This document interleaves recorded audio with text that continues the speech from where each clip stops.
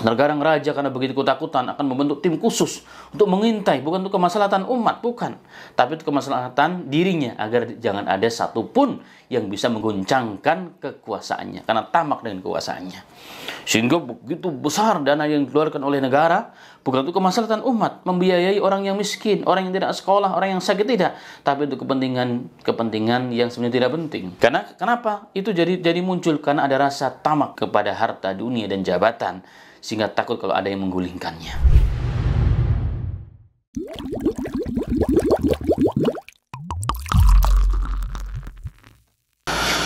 Bismillahirrahmanirrahim. Assalamualaikum warahmatullahi wabarakatuh.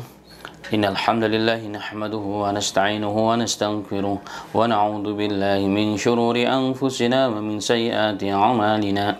May yahdihillahu fala mudilla lahu wa may yudlil fala hadiya lahu. Asyhadu an la ilaha illallah wahdahu la syarika lahu wa anna Muhammadan abduhu wa rasuluh. يا أيها الذين آمنوا اتقوا الله حق تقاته ولا تموتن إلا وأنتم مسلمون يا أيها الناس اتقوا ربكم الذي خلقكم من نفس واحدة وخلق منها زوجها فبث منهما رجالا كثيرا ونساء واتقوا الله الذي تساءلون به والأرحام إن الله كان عليكم رقيبا يا أيها الذين آمنوا اتقوا الله وقولوا قولا سديدا يصلح لكم أعمالكم ويغفر لكم ذنوبكم ومن يطع الله ورسوله فقد فاز فوزا عظيما أما بعد فإن أصدق الحديث كتاب الله وخير الهدي هدي محمد صلى الله عليه وسلم وشر الأمور محدثاتها وكل محدثة بدعة وكل بدعة ضلالة وكل ضلالة في النار. Ma'asyiral muslimin wal muslimat, ikhwan dan akhwat pendengar radio Ismail yang dirahmati oleh Allah Subhanahu wa taala dimanapun berada, bersyukur kepada Allah taala di pagi menjelang siang ini kita semua diberikan taufik oleh Allah Subhanahu wa taala kembali menyimak acara kita Hidayatul Islam, dan pada kali yang berbahagia ini bahasan kita masih lanjutan dari kisah yang sebelumnya atau tema dan judul yang sebelumnya. Kita bahas tentang dai di zaman kezaliman. Pada pertemuan yang pertama pernah dibahas tentang dai di zaman kezaliman yang kita ambil dalam kisah Al-Quran adalah kisah Musa alaihissalatu wassalam. Karena Nabi Musa adalah seorang dai yang dipersiapkan oleh Allah lahir di zaman kezaliman. Keangkara-murkaan telah merajalela, bahkan sampai kepada puncak kemaksiatan, mensyirikan Allah, di mana rajanya zaman itu mendeklarasikan dirinya bahwa dirinya adalah Tuhan yang tinggi, Tuhan bagi seluruh penduduk bumi. Bahkan ini menganggap Nil yang mengalir pun berjalan atas perintah raja zaman itu, itulah Fir'aun. Kemudian setelah itu kita masuk kepada tema berikutnya, bagaimana dai dilahirkan. Jadi bagaimana kondisi dai dilahirkan di zaman kezaliman yang luar biasa. Kita juga ambil kisah Musa alaihissalatu wassalam, kisah Musa sebelum lahir dan kisah Musa ketika beliau baru dilahirkan, umurnya masih 0. Subhanallah. Dalam kondisi di mana Fir'aun telah memasang dan menentukan pasukan khusus pengintai wanita-wanita yang hamil. Bayangkan, kerajaan yang begitu kuat, yang begitu sangat luar biasa di zaman itu, mempunyai tim khusus, tim pengintai. Ya, kalau hari ini ada BIN namanya, Badan Intelijen Nasional. Zaman itu adalah Badan Intelijen Ibu-ibu Hamil, untuk mengintai para perempuan-perempuan dari Bani Israel yang sedang hamil. Jika diketahui saat melahirkan, disiapkan tim khusus. Tim khusus itu sebenarnya bukan untuk melayani masyarakat tujuannya. Dia siapkan tim khusus. Jadi setiap ibu yang sedang melahirkan, saat melahirkan dicek, Kapan dia kira-kira lahir? Saat waktu hari hanya, maka diutus tim khusus kepada wanita tersebut. Sesungguhnya tujuannya bukan untuk semata-mata berkhidmat, melayani masyarakatnya, rakyatnya, bukan. Tapi ini sebenarnya adalah ada sesuatu di balik itu semua. Itu apa? Ingin mengetahui anak ini lahir laki-laki ataupun perempuan. Jika diketahui laki-laki, akan dibunuh. Inilah kemaksiatan yang luar biasa. Tapi Allah Maha Kuasa. Allah mampu melakukan segala sesuatu yang terkadang khilaf dengan akal manusia. Harun alaihi salatu wasalam dilahirkan di tahun yang tidak ada pembunuhan. Karena setelah berjalan sekian lama, orang-orang Qibti, penduduk asli Mesir saat itu ketakutan, mulai khawatir kalau semua laki-laki yang sudah tua, sudah mati kelelahan, kecapean, kemudian laki-laki yang lahir dari kalangan Bani Israel yang mereka dipersiapkan sebagai budak pun akan dibunuh. Lalu siapa nanti yang akan menggantikan pekerjaan-pekerjaan kasar tersebut?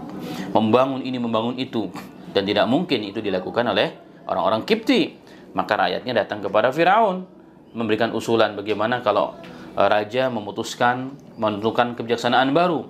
Setahun dibiarkan, setahun dibunuh. Setahun dibiarkan agar apa? Agar nanti tidak semua Bani Israel yang laki-laki mati, sehingga tetap akan bisa menjalankan tugas-tugas mereka sebagai budak, yaitu membangun, melakukan pekerjaan-pekerjaan kasar di negeri tersebut.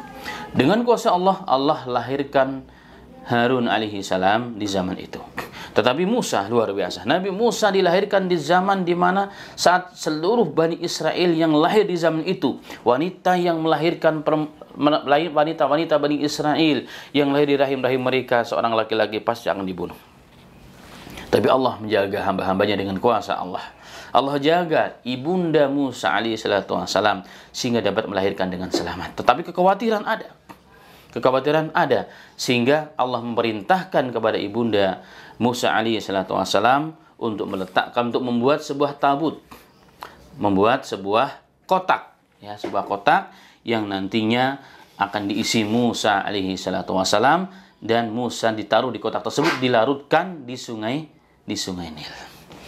Ini adalah kuasa Allah Subhanahu wa taala yang Allah perintahkan kepada Ummi Musa. Fa'auhayna ila ummi Musa an ardi'i.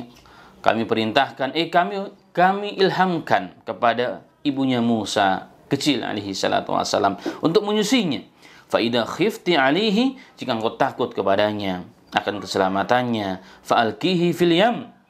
Kenapa takut? Karena pengintai-pengintai dari pasukan khusus, intelijen khusus yang dibentuk oleh Fir'aun, bayangkan.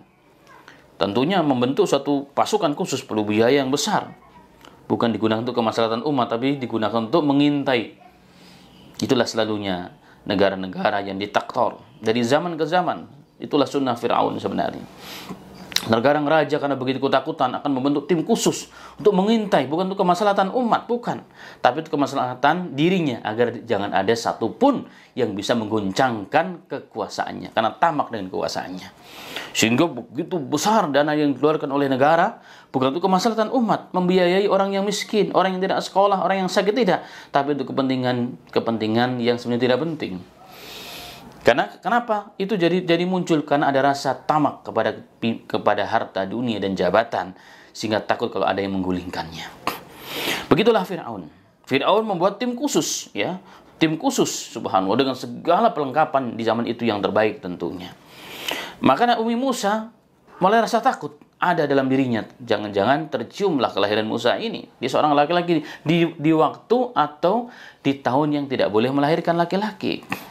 Maka Allah mengatakan, faida khifti alaihi, jika engkau takut kepadanya, keselamatannya, wahai ibunda Musa alaihissalatu wassalam, fa'alki fil yam, melemparkanlah ke dalam laut, ke dalam sungai Nil. Wala takhafi wala tahzani, jangan kau takut apa yang terjadi padanya, Allah yang menjaganya, aku melindungi Musa itu. Wala tahzani, jangan kau sedih engkau kehilangan dia. Tidak, engkau tidak akan kehilangan dia. Engkau tidak akan kehilangan dia. Jangan sedih dengan apa yang kau lakukan. Walaupun kau berpisah sekarang, jangan kau sedih. Kenapa? Karena engkau tidak akan kehilangan dia. Bahkan Allah mengatakan, inna radduhu ilaik, kami akan mengembalikan Musa kepadamu dengan cara Allah Ta'ala. Wa ja'iluhu minal mursalin. Bahkan nggak sampai di situ. Nggak cuma dikembalikan kepadamu, wahai bunda, ku jadikan dia, kata Allah, calon satu di antara utusan Allah Subhanahu wa taala, yaitu para mursalin. Subhanallah. Kemudian setelah itu dialirkanlah, ya, ini kisah detail ini sudah dibahas. Ini untuk menyambung kisah saja. Kemudian setelah itu mengalirlah, berjalanlah tabut atau kotak yang berisi Musa kecil tersebut. Sampailah di tempatnya istananya Fir'aun. Diambillah oleh Fir'aun. Kemudian bahkan mulailah dirawat dan dibesarkan oleh Fir'aun. Ibunya Nabi Musa yang melahirkan, ibunya pula yang menyusuinya. Di rumah Nabi Musa, di rumah ibunya Nabi Musa alaihissalatu wassalam. Dan Allah mengharamkan. Ini Allah tidak membiarkan Musa alaihissalatu wassalam menyusu dari ibunda selain ibunya sendiri. Dan ini kuasa Allah Subhanahu wa taala. Siapa yang bisa menahan? Fitrahnya bayi kalau udah lapar, ada susu pasti akan menyusu dia dengan siapapun. Karena namanya orang sudah haus, sudah lapar. Subhanallah. Apalagi sudah berjam-jam mungkin di dalam air. Ini suatu hal yang luar biasa. Allah Maha Kuasa. Allah Maha Kuasa, tapi Allah mengatakan, Allah menjamin bahwa yang masuk ke perut Nabi Musa jelas terjamin kehalalannya.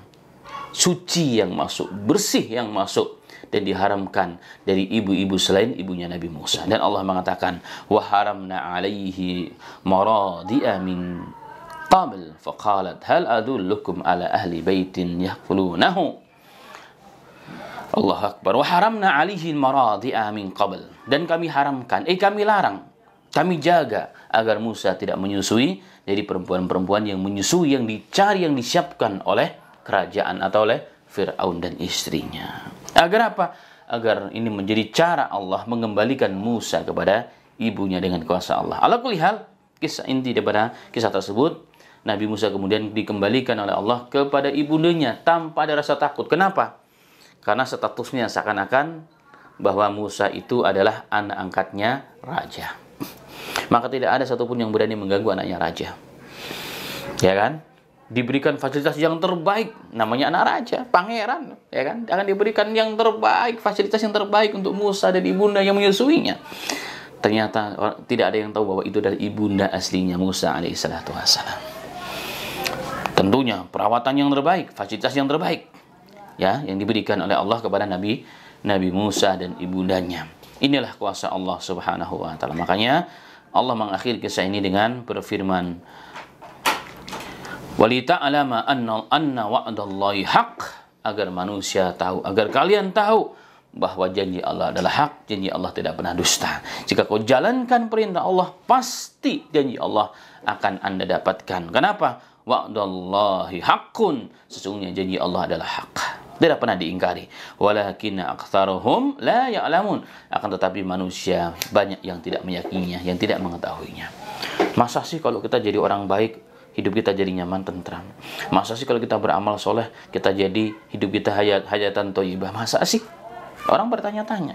Masa sih kalau kita jaga sholat 5 waktu berjamaah, kalau kita menjaga mata, menjaga telinga, menjaga ini, menjaga itu, Allah mudahkan urusan kita. Nyatanya banyak orang yang menjaga agama tetapi hidupnya biasa-biasa saja. Ini fakta di lapangan. Iya benar. Kenapa? Karena sesungguhnya ketenangan, kebahagiaan itu bukan pada harta Allah meletakkan, tapi ketenangan jiwa. Orang semakin dekat dengan agama Allah, semakin dekat dengan agama Allah, semakin dekat taat dan tunduk kepada aturan Allah dan Rasul-Nya, maka ketenangan dia akan dapatkan. Bahagia itu tidak mahal. Bahagia tidak harus punya rumah yang megah di komplek yang elit, bukan. Bahagia tidak harus dengan mobil yang megah, yang hebat, yang besar, yang mewah, yang mahal, tidak. Tapi bahagia itu mudah. Hati terkait dengan hati. Kalau hati kita dekat dengan Tuhan kita, pencipta kita, Allah akan mudahkan urusan kita, tenang kita. Tenang. Jangan dikira orang yang bergemilang harta dan jabatan itu bahagia semuanya. Tidak. Berapa banyak orang yang justru dia dalam ketakutan di mana-mana. Makanya orang ketika menjadikan tolak ukurnya dunia, itulah seperti Firaun tentunya. Tapi kalau orang menjadi tolak ukurnya adalah agama, seperti ibunya Nabi Musa. Jalankan saja perintah agama Allah. Bahkan kadang-kadang nggak masuk akal. Bayangkan bayi masih merah, disuruh dilempar di sungai Nil, nggak masuk akal. Tapi jalankan saja. Kenapa? Inna wa'dallahi haq, karena janji Allah nggak pernah salah, hak, benar. Tapi sayang kebanyakan manusia tidak melakukan. Sehingga apa yang terjadi? Kemuliaan, ketenangan yang luar biasa. Bayangkan seandainya Nabi Musa tidak menjalankan perintah Tuhan. Perintah Allah Ta'ala. Umi Musa dalam selalu ketakutan. Kenapa? Diintai oleh pasukan Fir'aun yang ingin sewaktu-waktu membunuh kalau didapatkan itu Musa. Tapi ketika dia menjalankan, ibundanya Musa menjalankan perintah agama Allah Ta'ala yang di luar nalar manusia, baru bayi dilempar di sungai, dia akan kedinginan, dia akan kelaparan, dia akan dimakan ini, makan itu, akan larut dan seterusnya. Subhanallah. Tapi tidak demikian. Tidak demikian. Justru sekarang karena dia menjalankan perintah Allah yang gak masuk akal tadi itu, dengan kekuatan Fir'aun yang tadi ingin membunuh Musa, sekarang kekuatan tersebut dibalik oleh Allah menjaga Nabi Musa. Ma'asal muslimin wal muslimat, pendengar Radio Ismail yang dirahmati oleh Allah Subhanahu wa Ta'ala. Kita masuk kepada bahasan berikutnya adalah saat Nabi Musa, saat seorang dai di masa mudanya. Bagaimana tarbiyah yang Allah siapkan oleh seorang Nabi Musa alaihissalatu wassalam. Apa yang terjadi? Ya, banyak hari ini kita merasakan kadang-kadang orang-orang yang dari semenjak kecil sudah belajar agama, apalagi kadang-kadang sebagian sudah dipondokkan, kita melihatnya kasihan tuh orang ya. Dari kecil sudah dipisahkan sama orang tuanya, kan masih kecil kan masa bermain-main, kita sedih melihatnya. Kita sebagai orang luar, kita sedih melihatnya. Padahal sesungguhnya itulah keberuntungan ma'asal muslimin. Ingat, semakin tinggi derajat seseorang, semakin besar pula ujian yang disiapkan oleh Allah. Kenapa? Karena derajatnya akan tinggi. Derajatnya akan tinggi, maka kalau menjadi orang yang biasa, ujiannya biasa-biasa. Yang Allah siapkan, yang Allah tarbiyahkan padanya dari semenjak kecil, semenjak muda pun biasa-biasa saja. Tapi kalau orang yang hebat, orang yang akan dipersiapkan menjadi orang yang besar, menjadi a'immatuddin, menjadi imam-imam dalam agama, akan menjadi masabihul huda, menjadi cahaya-cahaya lentera-lentera hidayah, petunjuk bagi manusia. Ketika manusia dalam kegelapan, tentunya tidak akan biasa-biasa saja. Itulah sosok Nabi Musa, seorang dai, seorang nabi, seorang rasul yang Allah persiapkan, yang dipersiapkan oleh Allah Subhanahu wa Ta'ala. Kita lihat bagaimana kisahnya. Allah Ta'ala berfirman dalam Al-Quran, lanjutan daripada ayat sebelumnya, surat Al-Qasas ayat 14 dan setelahnya. A'udzu billahi minasyaitonir rajim. Walamma balagha ashuddahu wastawa atainahu hukman wa ilma wa kadzalika najzil muhsinin. Walamma balagha ashuddahu, dan tak kala Nabi Musa sampai kepada umur dewasa. Sampai kepada umur dewasa. Wastawa, dan ketika sempurna akalnya. Ada yang mengatakan bahwa kedewasaan seseorang itu 30, 33 tahun dan seterusnya. Tapi kesempurnaan akal seseorang itu ketika umurnya 40 tahun. Ya, ketika umur seseorang itu 40 tahun. Berarti Nabi Musa alaihissalatu wassalam diberikan oleh Allah atainahu hukma wa ilma, dan kami berikan kepadanya hukman, ya, hukman, hikmah, yaitu kenabian, wa ilma, dan ilmu dari Allah Subhanahu wa Ta'ala, pengetahuan yang diberikan oleh Allah kepada nabinya. Kapan?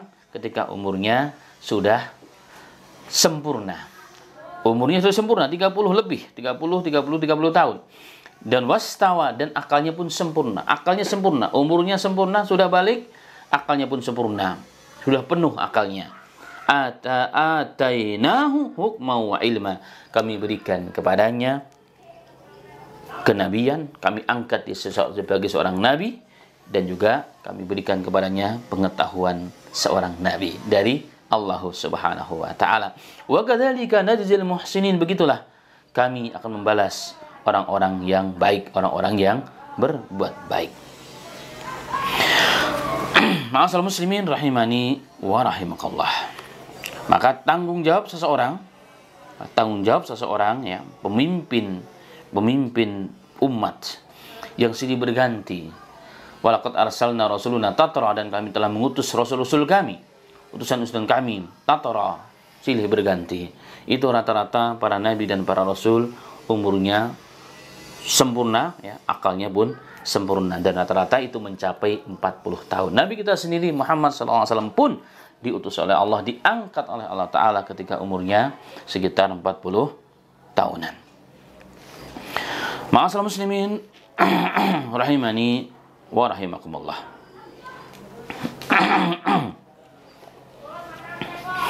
Dan begitulah kebanyakan pendapat para alim ulama.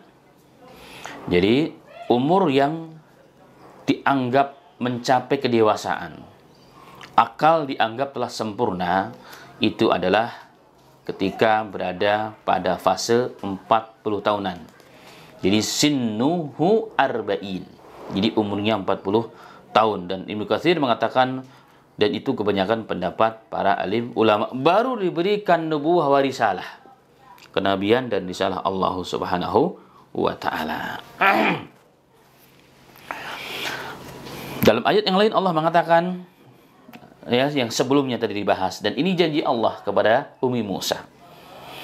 Inna radduhu ilaik. Sesungguhnya jika kau jalankan perintahku, kata Allah, hai Ummi Musa, ya kan, lempar anakmu, buat kamu tabut dulu, ya, buat tabut terlebih dahulu, kotak dulu, ya, kemudian kalau letakkan anakmu di situ, kau hanyutkan dia di sungai Nil. Apa kata Allah Subhanahu wa ta'ala? Kami akan mengembalikannya, kembalikan Musa kepadamu, wahai Ummi Musa, waja'iluhu, dan kami akan menjadikannya. Nya di sini adalah Nabi Musa alaihissalatu wassalam, minal mursalin, satu di antara utusan Allah Subhanahu wa ta'ala. Luar biasa. Dan satu di antara keutamaan Nabi Musa ini adalah dari semenjak kecil, ya, walaupun dia mau dibunuh saat mau lahir, berkali-kali ada usaha pembunuhan sebenarnya kepada Nabi Musa, tetapi anehnya Allah berikan satu sifat, dan ini Allah juga berikan kepada dai-dai Allah yang benar akhlaknya, yaitu apa? Selalu dicintai oleh umat. Ada orang yang mau membunuh, ada saja yang mencintainya. Ini adalah hal yang luar biasa. Ini adalah hal yang sangat luar biasa. Itulah Musa alaihissalam. Dan kita lihat nanti bagaimana ketika Musa ditarbiyah Allah semenjak saat mudanya. Jadi Musa alaihissalam adalah satu di antara sekian banyak pilihan hamba-hamba pilihan Allah Ta'ala yang ditanamkan pada dirinya kecintaan manusia ketika melihatnya. Makanya Allah mengatakan dalam ayat yang lain, wa alkaitu alaika mahabbatan minni, dan ku berikan kepadamu wahai Musa mahabbatan minni, cinta. Jadi rasa cinta dari Allah yang diberikan kepada Musa. Dan jika Allah mencintai seseorang hamba, Allah akan mengiklankan pada penduduk langit, dan penduduk langit akan mencintainya dalam hadis yang sahih. Kemudian penduduk langit pun akan mengiklankan agar penduduk bumi semua mencintainya. Mencintaimu menjadi orang yang dicintai oleh Allah Subhanahu wa ta'ala. Begitulah yang terjadi pada Musa alaihissalatu wassalam. Dalam ayat yang lain Allah berfirman, Allah berfirman tentang Musa alaihissalatu wassalam, litusna'a ala aini. Jadi Nabi Musa dimanapun dia berada selalu dilindungi dan dijaga, dilihat oleh Allah, dan selalu dicintai. Maka dikatakan, wadhalika annahu la yarahu ahadun illa ahabbahu. Al-Imam Ibnu Katsir mengatakan, tidak ada seorang pun melihat Nabi Musa, padahal mau dibunuh dari semenjak kecil, berkali-kali mau dibunuh, tapi tidaklah seorang pun melihat Nabi Musa illa kecuali akan mencintai Nabi Musa. Inilah hebatnya seorang dai, ya kan? Selalunya ada yang mau membenci, orang yang imannya rusak, orang yang hatinya penuh dengan penyakit. Kan kalau diajak kebaikan pasti melawan, karena dirinya pada setan, ya kan? Setan itu tidak harus jin, manusia juga setan kalau merusak. Tetapi selalunya juga ada orang membela. Orang yang memperjuangkan kebenaran, banyak yang tidak suka. Orang yang mengikuti hawa nafsunya, tapi selalunya Allah utus orang-orang yang membelanya. Itulah yang terjadi pada Musa alaihissalam. Bahkan terkadang yang membelanya adalah siapa? Yang nggak masuk akal kita. Istri orang yang ingin membunuhnya. Itulah Firaun alaihissalam. Inilah sunnatullah kepada hamba-hambanya. Agar apa? Agar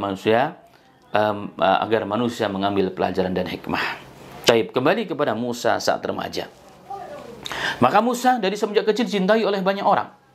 Dan ketika sudah walamma balagha asyuddahu, ketika sampai kepada umur di mana dia dewasa, wastawa, dan akalnya sempurna, atainahu hukma wa ilma, kami berikan kepada Musa alaihissalatu wassalam hukum, ilmu, nubuwah, dan risalah. Wa kadzalika najzil muhsinin, begitulah Allah akan membalas perbuatan orang-orang yang baik. Baik, mulai kepada kisah Musa masuk dalam masalah. Tapi masalah ini sesungguhnya adalah skenario dari Tuhan yang Maha Esa.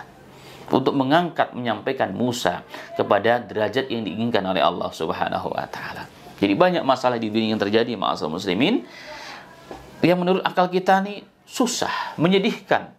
Hati tidak nerima, ya kan, memberontak kita, ngedrop kita kalau kita terkena ujian tersebut. Tapi sisi yang lain sebenarnya, dengan ujian tersebut, dengan hal yang terjadi tersebut, ini skenario Tuhan ternyata ingin menghantarkan kita kepada yang ditakdirkan oleh Allah untuk kita.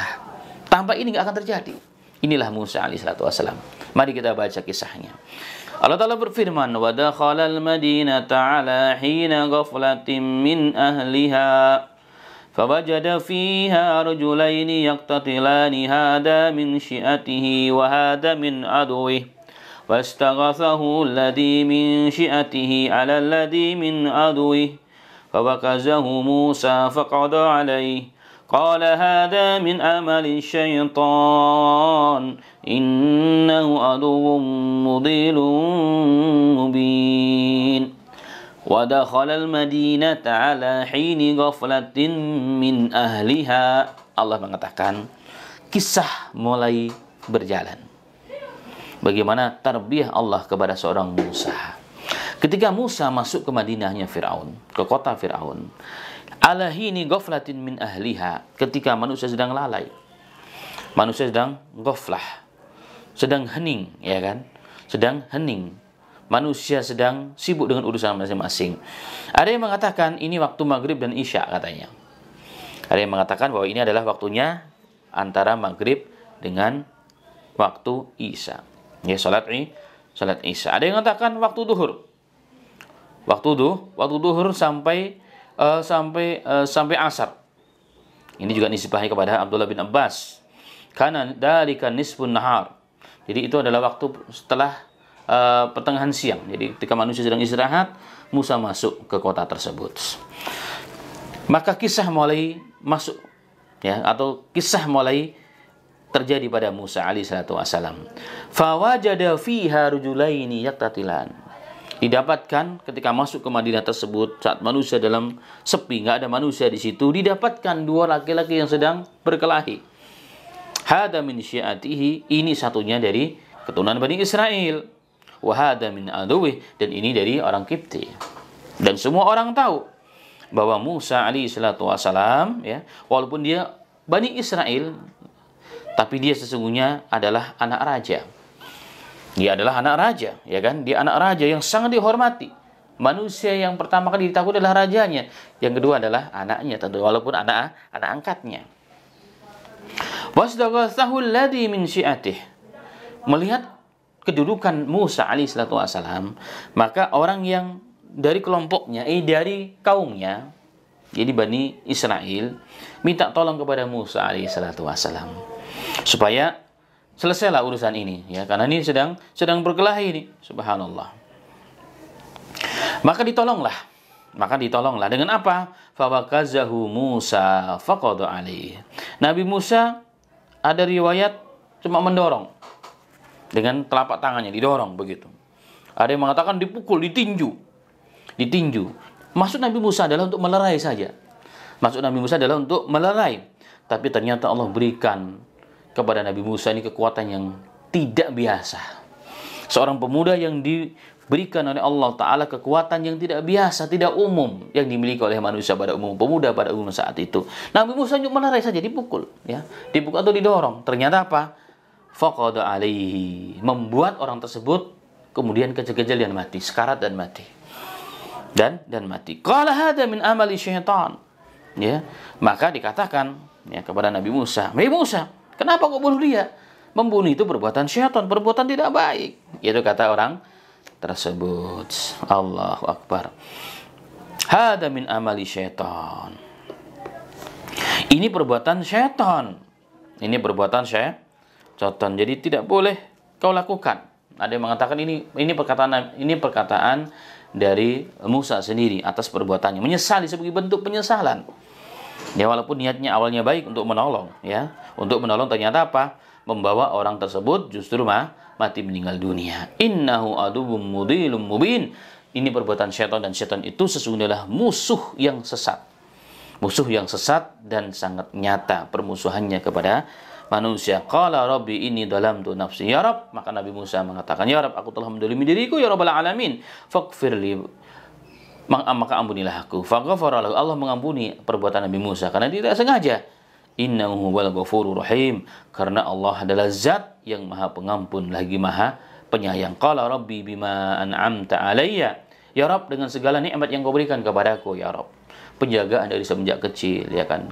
Ternyata Allah berikan kekuatan yang luar biasa hari ini, ya. Falan akum dhahiran lil mujrimin. Aku tidak mau penolong bagi orang-orang yang mujrim, penolong bagi orang yang dolim, ya Rabbal alamin.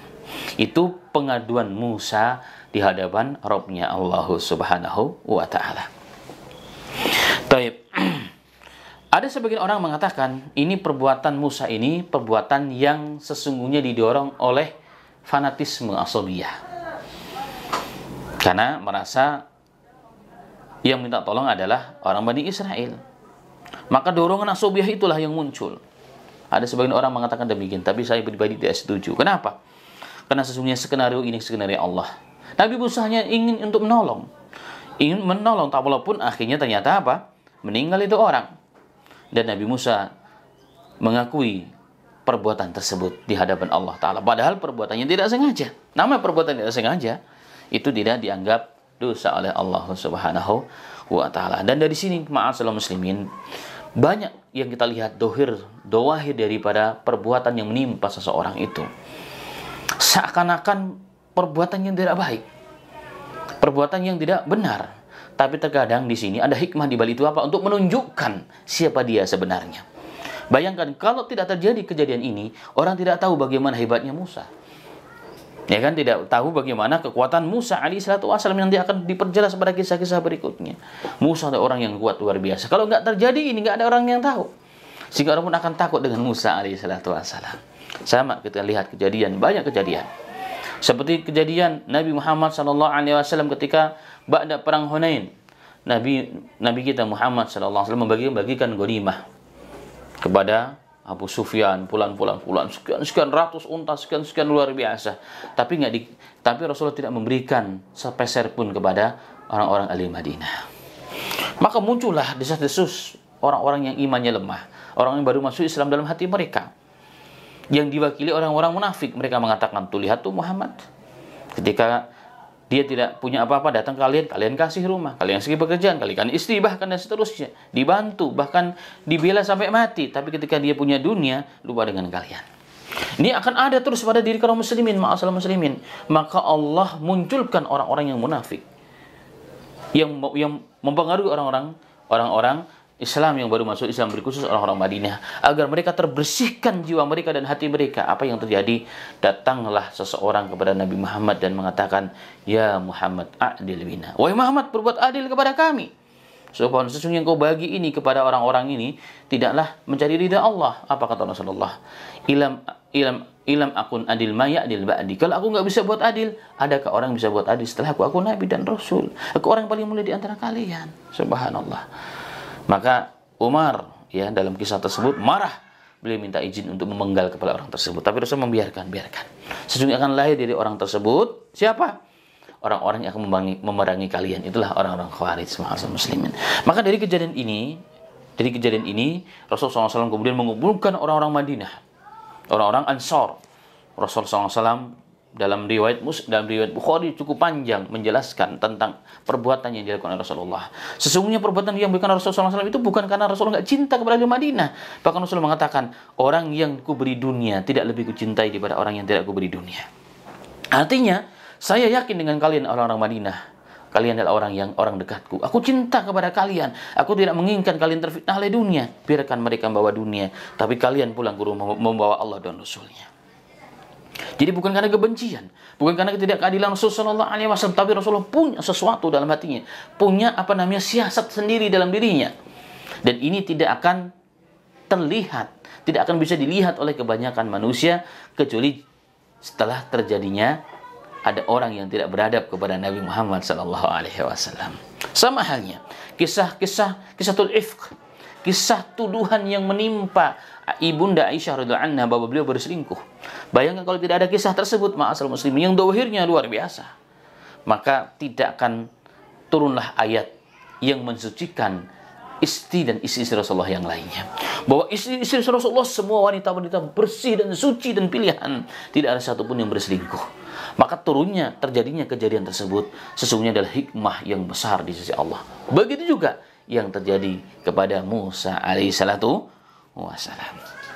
Ma'asyiral muslimin rahimani wa rahimakumullah. Karena itulah satu hikmah yang penting yang dapat kita ambil dari kisah ini adalah apa? Pintar-pintarlah kita melihat setiap kejadian yang menimpa kita, walaupun dohirnya itu susah, dohirnya menyakitkan, ma'asyiral muslimin, dohirnya sangat menyakitkan, harus dibeli dengan harga yang mahal. Tapi ternyata di balik itu semua ada hikmah yang luar biasa. Sehingga dikatakan laulal masaib, kalau bukan karena musibah, ujian, ya kan, malapetaka, orang tidak akan sampai kepada derajat yang tinggi di sisi Allah Subhanahu wa taala. Musa alaihissalatu wassalam, dohirnya dia memukul seakan-akan membunuh orang, tapi sesungguhnya akan menghantarkan dia kepada apa? Kepada sesuatu yang diinginkan oleh Allah Subhanahu wa ta'ala. Wa jaa'a rajulun min aqsal madinati yas'a. Taib, dalam ayat yang sebelumnya ya diceritakan, saya singkat saja, Nabi Musa di pagi harinya dalam kondisi ketakutan. Kenapa? Karena kejadian pembunuhan tersebut mulai tersebar dan sampailah kepada Fir'aun. Sehingga Musa dikatakan dalam Al-Quran, فَأَصْبَحَ فِي الْمَدِينَةِ خَائِفًا يَتَرَقَّبُ فَإِذَا الَّذِي اسْتَنصَرَهُ بِالْأَمْسِ يَسْتَصْرِخُهُ. Jadi subhanallah, Madinah dicekam oleh ketakutan. Kenapa? Lagi dicari siapa pembunuhnya. Ternyata besoknya lagi Nabi Musa mendapatkan orang yang kemarin tolong itu sedang berkelahi lagi dengan orang Kipti. Maka dia pun bertindak dan minta tolong. Atau Musa ingin menolongnya. Musa ingin menolongnya. Qala lahu Musa, innaka lagawiyyun mubin. Ya, engkau adalah orang yang sesat. Kesesatanmu sangat jelas. Ya, sangat jelas. Jadi ternyata orang yang kemarin ditolong minta tolong lagi. Wahai Musa, tolong aku ya Musa sebagaimana kemarin. Falamma an arada ayyabchita billadhi huwa aduwwun lahum qala ya Musa aturidu an taftulani kama qatalta nafsan bil ams in turidu illa an takuna jabaran fil ardi wa ma turidu an takuna minal muslihin. Maka orang Kipti ini paham. Oh, berarti yang membunuh kemarin orang Kipti itu kamu wahai Musa. Maka ketika Musa ingin menolong orang yang mau ditolong tadi itu, dia katakan, wahai Musa, jangan jadi dirimu orang yang jebaran fil ardi. Ya, orang yang semena-mena di muka bumi ini, wahai Musa. Ternyata kamu yang bunuh orang Kipti kemarin. Maka ketahuanlah Musa alaihissalatu wassalam. Ketahuanlah Nabi Musa alaihissalatu wassalam. Ya kan? Maka apa yang terjadi? Musa mulai ketakutan. Wa jaa'a rajulun min aqsal madinati. Datanglah seseorang laki-laki dari pinggiran Madinah. Ada yang mengatakan ini orang-orang Kipti yang punya niat baik kepada Musa alaihissalatu wassalam. Qala ya Musa, wahai Musa, innal mala ya'tamiruna bika. Para pemimpin di kota ini, para pemimpin negara, mereka sedang berembuk, ingin mencari dirimu, ingin menghabisi dirimu. Kenapa? Karena kamu telah membunuh orang-orang mereka. Ini nasihat kepada orang tersebut. Maka nasihatnya adalah apa? Inna mala'a ya'tamiruna bika liyaqtuluka fakhruj inni laka minan nasihin. Maka karena mereka sedang berembuk, sedang bermusyawarah, mencari metode dan mencari engkau ingin membunuhmu, maka fakhruj, keluarlah kau dari kota ini, keluar dari negara ini. Inni laka minan nasihin, sesungguhnya aku hanya memberikan nasihat yang baik kepadamu. Subhanallah, saya katakan tadi bahwa di antara sunnatullah, orang yang baik selalu dicintai dimanapun dia berada. Karena orang yakin apa yang dilakukan, walaupun kelihatannya tidak baik, sesungguhnya niatnya baik. Maka banyak orang yang akan membantunya. Maka datanglah orang tersebut kepada Musa, memberitahukan nasihat dari Musa, sudah, supaya kamu aman, selamat, kamu nggak ketakutan, keluar daripada Madinah ini, keluar daripada kota ini. Inilah pertolongan, ya. Inilah pertolongan dari Allah Ta'ala melalui hamba-hamba Allah Subhanahu wa Ta'ala. Ingat, selalunya akan diutus oleh Allah kepada kita orang-orang yang menolong kita jika jalan kita benar, jika tujuan kita lillahi subhanahu wa ta'ala. Maka dalam perjuangan selalu banyak hambatan, dalam perjuangan banyak ujian. banyak orang yang tidak suka, dan yang tidak suka kebanyakan adalah pengikut hawa nafsu syaitan. Tapi ingat, banyak juga hamba Allah yang baik, hamba Allah yang akan datang membantu kita dan menolong kita demi tegaknya dan demi suksesnya dakwah dan usaha kita. Demikian ma'asyiral muslimin rahimani wa rahimakumullah, bahasan kita pada kali yang berbahagia ini. Semoga kisah tarbiyah dai di masa muda dapat kita ambil hikmah dan pelajaran dalam diri kita dan kehidupan kita sehari-hari, dan semakin bijaklah kita dalam menyikapi setiap kejadian yang menimpa kita, karena Allah tidak pernah menimpakan buruk kepada hamba-hambanya kecuali yang ditimpakan niat dan tujuan yang baik, atau rahasia di balik itu semua adalah apa? Untuk menyampaikan kita kepada derajat sesuai dengan takdir yang Allah takdirkan atas kita semuanya. Demikian, wafaqana wa iyyakum walhamdulillahirabbil alamin. Wassalamualaikum warahmatullahi wabarakatuh.